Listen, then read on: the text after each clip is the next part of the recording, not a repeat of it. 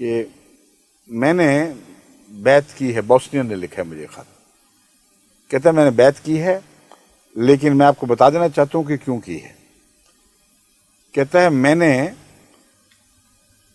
احمدی دیکھے اور غیر احمدی بھی دیکھے، یورپین بھی دیکھے اور دوسری قوموں کے لوگ بھی دیکھے، مگر مجھے احمدی سب سے جدا دکھائی دیے، اور میں حیران رہ گیا کہ دنیا کے پردے پر ایسی مخلوق بھی ہے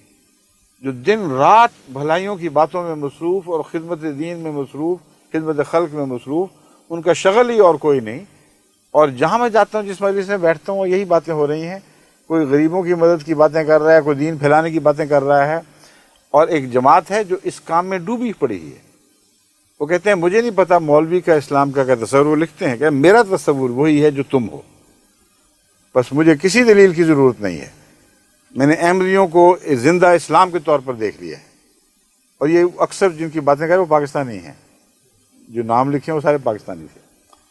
پہلے پاکستانی پھر جرمن ہو گئے یا انگلستانی ہو گئے، ان سب کو ذکر کر کے وہ بتاتا ہے۔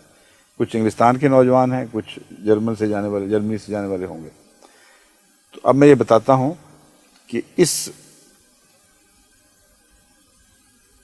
جس کو تم مذہب کہتے ہو اور ہم جماعت مسلمہ احمدیہ کہتے ہیں،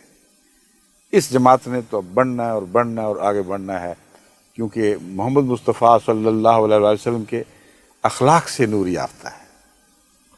آپ کی سنت سے نور یافتہ ہے، اور اس آقا کی غلام ہے جو محمد رسول اللہ علیہ وسلم کا کامل غلام تھا، اور بحیثیت غلام اس نے وہ نام محمد کا پایا ہے، ہم سری کے طور پر نہیں، برابری کے طور پر نہیں۔ اگر اب بھی تم باز نہیں آؤ گے تو خدا کی پکڑ کے نیچے ہو، پھر اللہ تم سے معاملہ کرے گا۔